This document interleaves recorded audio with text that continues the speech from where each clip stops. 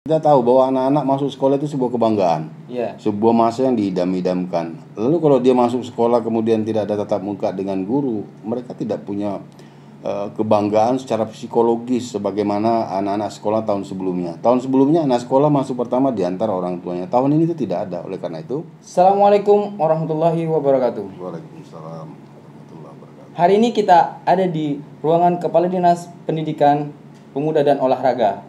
Beliau ini begitu banyak aktif di bidang-bidang olahraga dan aktivitas kedinasan. Beliau adalah orang yang aktif, rutin, bergerak di dunia-dunia yang dianggap terkadang seorang kepala dinas terlalu jauh, tapi hari ini beliau buktikan dengan eksistensinya dan memimpin dua dinas, Disdikpora dan Dinas Pemberdayaan Masyarakat Desa. Teman-teman sekalian, saya perkenalkan Bapak Alimuddin MSI, Kepala Dinas Disdikpora, Penajam Pasir Utara. Mungkin santai aja Pak Kadis ya. Sedikit kita ngobrolin terkait tentang IKN, Corona, dan konsep pendidikan di kondisi pandemi saat ini. Kita mulai di permasalahan pertama Pak. Bukan permasalahan sebenarnya. Ini jadi hal yang sering kita dengar belakangan terkait tentang konsep pendidikan yang dilaksanakan di masa pandemi ini. Bagaimana Dinas Pendidikan Disdikpora PPU melakukan itu atau menerapkan ke tingkat Kabupaten PPU? Pertama, terkait dengan dunia pendidikan, kita tentu tahu bahwa saat ini segala sesuatu aktivitas warga negara, masyarakat itu tidak ada yang normal. Oleh karena itu, kami berpendapat bahwa kita juga mensikapi hal-hal seperti ini juga tanda petik juga tidak normal. Artinya pada hari ini kita membiasakan sesuatu yang tidak biasa, dan itu wajib kita lakukan kalau kita ingin melewati masa-masa pandemi ini. Kemudian kebijakan yang kita ambil terkait dengan pandemi ini adalah bagaimana kemudian kita mensikapi cara-cara pembelajaran yang kita terapkan. Walaupun demikian sudah ada petunjuk dari kementerian terkait dengan keputusan bersama 4 menteri terkait pelaksanaan itu. Nah, apa yang kami lakukan mensikapi itu tentu tidak bisa secara full kita sikapi. Karena apa? Segala ketentuan yang dibuat pusat terkait dengan pandemi itu selalu diberikan peluang kepada kepala daerah dan tentunya orang tua untuk apakah kita melakukan pembelajaran jarak jauh atau tatap muka. Nah, hari ini kami sudah melakukan beberapa kali inovasi, kalau mau dikatakan inovasi. Yang pertama, kami dalam menghadapi masa tahun baru, ajaran baru, kami langsung melakukan home visit kepada siswa-siswa kelas 1, kelas 2, kemudian mata-mata pelajaran yang kita anggap krusial. Kenapa kita lakukan itu? Karena kita tahu bahwa anak-anak masuk sekolah itu sebuah kebanggaan, sebuah masa yang diidam-idamkan. Lalu kalau dia masuk sekolah kemudian tidak ada tatap muka dengan guru, mereka tidak punya kebanggaan secara psikologis sebagaimana anak-anak sekolah tahun sebelumnya. Tahun sebelumnya anak sekolah masuk pertama diantar orang tuanya. Tahun ini itu tidak ada. Oleh karena itu kami ambil kebijakan home visit. Bagaimana ada sentuhan-sentuhan guru kepada anak itu, dan anak itu sadar bahwa hari ini adalah saya sudah menjadi seorang siswa. Itu kebanggaan dan cerita kita di masa tua nanti gitu. Sempat ngikutin di media sosial kan Pak Kadis? Iya. Sempat ada viral nih video tentang ibu-ibu lagi mengeluh mengajari anaknya. Kondisi ini juga terjadi tidak di Penajam Pasir Utara? Ya, saya pikir ini kondisi nasional ya. Kondisi nasional, hanya saja mungkin dengan persoalan yang berbeda. Kita banyak mendengar keluhan tidak punya kuota pulsa, tidak punya gadget dan segala macam. Kita nggak kehabisan akal. Bagi yang tidak punya gadget, ya kita lakukan dengan luring. Guru-guru kami berterima kasih ya mengantarkan pelajaran-pelajaran ke anak sekolah, mengantarkan tugas-tugas ke anak sekolah, kemudian dijemput lagi dan lain-lain. Nggak ada Jadi persoalan. guru yang jemput langsung ini? Iya, itu kan cuman kita tidak expose ya, tapi luar biasa guru-guru kita, karena sesungguhnya guru ini juga kangen dengan murid gitu kan, pengen juga punya murid dan lain-lain. Dan itu bisa kita atasi semua. Konteks pembelajaran melalui media online itu sekitar 70-80% sudah kita lakukan. Memang ada daerah-daerah spot-spot tertentu yang memang kesulitan internet dan lain-lain. Kemudian bagaimana dengan masyarakat yang tidak punya sama sekali pulsa dan lain-lain? Kita tahu bahwa pemerintah pusat banyak sekali memberikan bantuan-bantuan sosial. Ada BLT, ada BST, ada macam-macam. Nah, itu dimanfaatkan salah satunya untuk itu. Dan kemudian bagaimana kalau ada siswa yang orang tuanya tidak terdaftar sebagai orang yang menerima bantuan, silakan datang ke sekolah, insya Allah akan difasilitasi oleh kepala sekolah dan lain-lain. Dibelikan kuota misalnya gitu? Ya seperti itu, tapi kan sangat terbatas ya, sangat terbatas. Yang kita juga cek, ini anak ini keluarganya memang tidak dapat PIP atau apalah bantuan-bantuan lain, ayo kita bantu. Oh, jadi ada klasifikasi memang sehingga anak-anak itu bisa memenuhi, misalnya dibelikan kuota gitu Pak ya? Jadi kita lihat dari aspek orang tuanya gitu kan. Seharusnya Artinya tidak semua ini Pak Kadis? tidak semua. Seharusnya setiap warga negara yang masuk kategori miskin atau tidak mampu itu sudah diberikan bantuan-bantuan dari pemerintah pusat. Jadi nggak ada masalah kalau yang itu. Kemudian dengan tidak ada masalah terkait dengan itu, dengan kondisi yang tidak normal, saya menghimbau kepada orang tua nggak usah mikirin anaknya naik kelas atau tidak, nggak usah dipikirin itu. Hari ini Dinas Pendidikan kami tidak lagi berpikir tentang hasil akhir dari sebuah pembelajaran, tapi yang kami pikirkan adalah bagaimana proses pembelajaran itu tetap berjalan dalam kondisi yang demikian rumit katakanlah gitu ya. Nggak ada cerita, tetap jalan. Pembelajaran tetap jalan. Ini Pak Kadis, tadi menarik nih bicarain tentang anak-anak kita yang tidak punya HP, dan bahkan mungkin kebetulan Pak Kadis juga mengurusi desa-desa nih, karena ada juga desa-desa kita yang tidak terakses internet. Bagaimana upaya-upaya kita, karena kan nggak bisa mungkin juga bisa mengakses secara keseluruhan. Begitu Pak Kadis, gimana kira-kira? Pertama kami sudah berkomunikasi dengan Dinas Kominfo ya, dan Dinas Kominfo juga sudah membantu kita, dan beberapa lokasi-lokasi atau spot-spot yang tadinya tidak terlayani internet sudah terlayani. Mungkin masih ada dan itu masih kita proses terus. Bahkan saya sempat ke Kementerian Kominfo untuk menyampaikan persoalan ini, dan kemungkinan dalam waktu dekat mereka, apalagi kita IKN ya, informasi dari pemerintah pusat bahwa Kominfo itu akan memenuhi semua kebutuhan internet dan listrik untuk Penajam Pasir Utara. Pak Kadis, kalau kondisi saat ini daerah mana sih anak-anak kita yang memang rada agak sulit nih, baik itu HP ataupun jaringan? Kalau jaringan tuh rata-rata daerah pantai ya, pantai Tanjung itu. Tapi kalau gadget itu hampir merata, tapi nggak seberapa sih. Dan kita tahu ya, zaman ini hampir semua orang sudah punya Android. Nah, mungkin juga masih banyak yang tidak punya Android. Oleh karena itu saya menghimbau bagi orang tua siswa yang belum punya Android, yang kebetulan merokok, berhentilah merokok. Sisihkan untuk itu. Karena ini sudah kebutuhan lagi, bukan untuk gengsi-gengsian. Jadi beli stop merokok untuk beli gadget. Iyalah, gitu. Sambil menunggu bantuan pemerintah, mungkin ke depan ada bantuan dan lain-lain. Tapi sekarang harus berusaha, karena pendidikan itu tidak bisa dari pemerintah saja, dari siswa juga, kemudian juga dari orang tua, harus sama-sama terlibat gitu. Artinya butuh peran semua. Semua sektor, semua stakeholders harus ikut terlibat. Ini kan rumit ini Pak Kadis. Dengan kondisi kita saat ini pandemi, terus kemudian anak-anak tidak bisa ketemu, ada anak-anak yang menangis pengen sekolah, ternyata guru juga sebenarnya kangen ini Pak Kadis ya. Nah ini kan seperti yang kita lihat di media sosial belakangan ini, banyak orang tua komplain. Apakah Pak Kadis pernah dikomplain sama orang tua nih? Iya. Langsung? Iya. Jawabnya simpel, pilih sekolah apa pilih sehat? Pilih sekolah atau pilih sehat, Pak Kadis ya? Tentu kita sebagai pemerintah, menarik ya. Dan Pak Bupati juga menyampaikan beberapa kali ke saya bahwa kita tidak ingin melakukan uji coba kepada siswa hanya untuk belajar. Kita ingin warga masyarakat Penajam Pasir Utara seluruhnya, terkhusus pada anak-anak sekolah sebagai generasi bangsa masa depan, itu harus sehat. Jadi kami memilih untuk menunggu situasi betul-betul normal baru kita akan lakukan pendidikan atau sekolah atau belajar tatap muka. Itu konsepnya.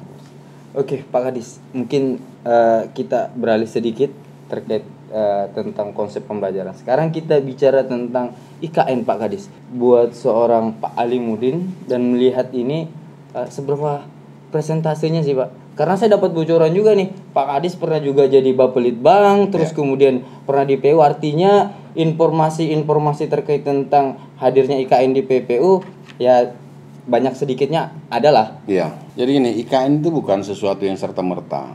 Bukan ketika Pak Jokowi kemudian jadi presiden terus IKN. Bukan seperti itu. IKN itu sudah digagas, saya waktu di Bapelitbang sudah melakukan survei-survei, diundang dengan Bappenas dan lain-lain. Dan hari ini jam 14.00 saya juga masih harus video conference dengan Bappenas dalam rangka survei sosial masyarakatan hari ini gitu. Seberapa yakin, Pak? Seberapa yakin? Yakin karena itu melalui sebuah survei yang panjang. Berapa persentasenya, Pak? Kalau saya 100% jadi. 100% jadi, 100% Pak, ya? jadi. Karena begini, sudah menjadi keputusan negara ya, kebijakan negara, dan ini juga bukan serta-merta presiden terdahulu juga sudah pernah merencanakan. Nah, kebetulan beliau Pak Jokowi sekarang juga ingin merealisasikan itu gitu. Oleh karena itu dari 2017 ketika kita survei dan lain-lain, ya kalau kita mau jujur kan the central of Indonesia itu kan ada di Penajam. Lihat aja, diukur aja peta Indonesia itu the central of Indonesia. Dia posisinya dia pas tengah titik gitu, Pak, ya. Iya. Terkait tentang kita combine dengan kondisi Bapak sebagai kepala dinas di sini. IKN hadir di Penajam Pasir Utara.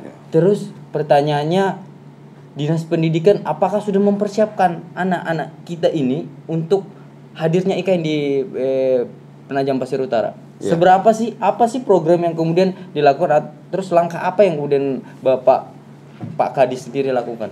Iya, yang pertama IKN ada atau tidak ada IKN, SDM masyarakat itu harus kita tingkatkan ya. Ada itu atau tidak ada itu. Apalagi itu ada, artinya kita harus melakukan akselerasi itu percepatan untuk anak-anak kita nanti, atau kita pun insya Allah masih sempat sampai IKN itu mampu ikut terlibat dalam pembangunan itu, tidak tergusur oleh keberadaan IKN dan segala macam. Kita mengambil peran aktif lah di situ. Nah, terkait dengan dunia pendidikan, ya sudah juga dengan visi misi Bupati yang maju modern itu ya kita sekarang sudah melakukan itu. Hari ini saya sudah mengirim guru-guru saya gitu untuk mengikuti pelatihan IT, dan dalam waktu beberapa hari kemudian ada 30 guru saya lagi diundang untuk itu. Dan pemerintah pusat juga memberikan perhatian lebih kepada Penajam terkait di dunia pendidikan, dengan setiap ada kegiatan kita dilibatkan dan lain-lain.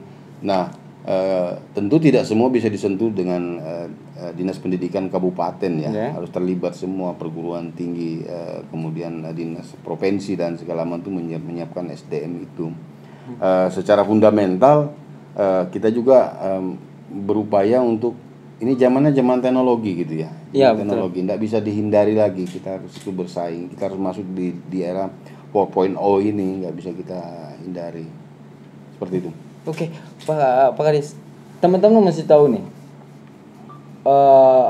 orang hebat. Saya bilang ini orang hebat karena saya pikir beliau ini selain juga senior, beliau juga sudah menjabat posisi strategis di wilayah Penajam Pasir sudah cukup banyak. Contohnya mungkin sedikit nyontek karena saya nggak bisa, saking banyaknya saya mesti nyontek nih.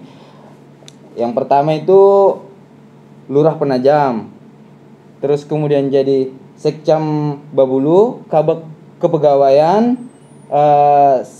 Sekretaris Kopri nih, Pak ya. Sekretaris Kopri, Kasatpol PP, terus kemudian Kadis Dishub, kemudian BKD, terus Kepala Dinas Pariwisata, Pak ya. Waktu itu digabung masih, Pak ya. Waktu itu masih digabung. Kadishub, Pariwisata dan terus kemudian pernah di Kominfo juga, Pak. Sempat di Kominfo.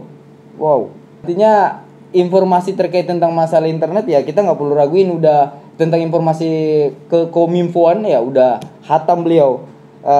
Kemudian pernah juga di Dinas PU, Bapelitbang, dan saat ini menjabat Kepala Disdikpora, dan DPMD gitu Pak Kadis ya. Jadi begini Pak Kadis, dengan segudang pengetahuan atau pengalaman yang sudah kita lakukan, apa harapan besar kita terkait tentang IKN Pak Kadis? Ya, kita berharap itu terwujud ya, IKN itu terwujud, otomatis kalau itu terwujud. Tadi kan Pak Kadis bilang sudah 100%. Iya, artinya kan kita masih menunggu tahun depan akan pembangunan fisik ya. Progresnya. Ada nggak bocoran Pak Kadis tentang progres kita itu Pak Kadis?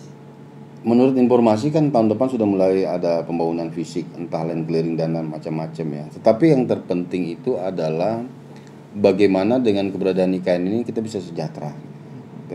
Dan saya percaya sejahtera karena itu kan menjadi tempat the central of government ya, pusat pelayanan pemerintahan itu ada di sini, pasti akan ramai gitu. Kemudian kita juga tidak bisa memaksakan petani harus jadi apa gitu ya. Petani tetap jadi petani lah. Petani yang mampu melayani kebutuhan-kebutuhan, kita nggak perlu lagi ngirim dari luar, lahan kita masih terbuka banyak dan lain. Itu harapan saya. Anak-anak muda kita sekarang ambil peran, jangan banyak menunggu, banyak hal yang bisa kita lakukan dengan kreativitas ya. Setelah IKN ini ada beritanya, tentu kan kita lihat nih sekarang di Penajam banyak tempat-tempat kumpul remaja-remaja ya, walaupun sekarang agak dibatasi ya dengan pandemi yang sekalian di Pak Kadis imbau tuh tentang ini kan remaja kita nih. Iya. Banyak nih yang trek-trekan nih. Imbau aja Pak Kadis. Untuk anak-anak PPU, anak-anak remaja, anak-anak sekalian, percayalah bahwa pandemi ini sangat berbahaya dan membahayakan kita semua, ada di sekeliling kita dan kita tidak tahu di mana dia berada. Yang jelas itu berbahaya, oleh karena itu saya berharap untuk mematuhi protokol kesehatan, kurangi pergaulan yang tidak penting, kurangi pertemuan-pertemuan yang tidak penting, kalaupun dilakukan, lakukan dengan protokol kesehatan. Lakukan hal-hal yang positif seperti berolahraga dan lain-lain. Buat guru-guru kita nih Pak Kadis. Untuk guru-guru saya, kan kangen nih sama muridnya. Mungkin kita lebih kangen dengan rasa sehat ya. Oh ya. Abaikan dulu itu. Kita diberikan kesempatan sama Allah Subhanahu wa taala untuk belajar ikhlas, belajar menerima kondisi dan belajar meningkatkan potensi kita yang tadinya kita tidak berpikir dengan dunia seperti ini, dengan pembelajaran jarak jauh. Nah, sekarang teman-teman guru harus belajar bagaimana memberikan layanan. Rekan-rekan semua itu adalah pemimpin pendidikan ya. Artinya harus menjadi teladan-teladan, contoh-contoh bagi muridnya. Jangan sampai muridnya lebih pintar IT daripada gurunya. Nah, ini tantangan bagi kita, termasuk buat saya gitu. Mungkin kita masuk di segmen terakhir, sedikit mungkin Pak Kadis, tapi tolong dijawab dengan cepat Pak Kadis ya. Nggak boleh nyontek Pak Kadis, karena di sekolah nggak boleh nyontek. Jadi Pak Kadisnya juga nggak boleh nyontek. Disdikpora atau DPMPD? Disdikpora. Lanjut Pak Kadis ya. Karir atau dinas? Dinas.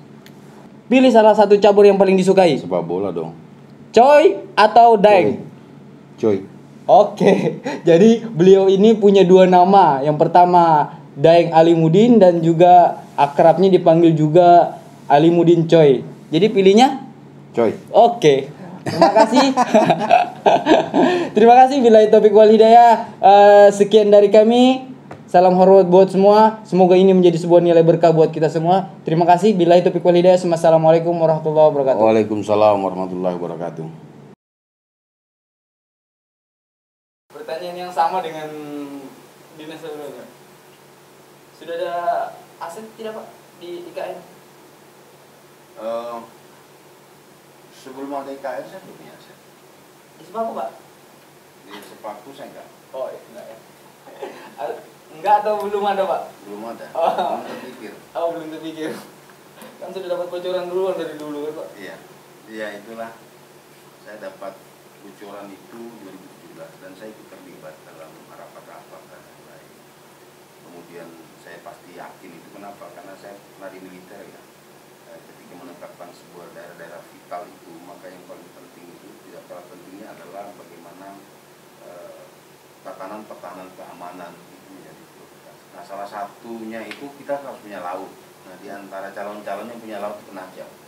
Ya, saya yakin dari itu. Bukar dia tidak punya laut, dia punya sungai. Nah, itu yang membuat saya yakin dengan bahwa Penajam akan jadikan. Ya, tentu di samping itu juga pasti ada tendensi politiknya juga lah, namanya kita bicara negara kan bicara politik. Pasti ada kepentingan Pak, urusan-urusan yang diselesaikan oleh Pak Bupati, baik Pak GM maupun Pak Yusran sebelumnya gitu ya. Karena kita tahu, disadari atau tidak disadari, 7 tahun yang lalu di balon harapan itu kita sudah menyebutkan bahwa Penajam Pasir Utara di poin keempat itu akan menjadi ibu kota negara. Terbukti dengan artinya tidak ada yang serta-merta, semua melalui pemikiran-pemikiran yang disadari atau tidak disadari. Kalau kita tarik ke keyakinan kita bahwa ucapan kita itu adalah doa dan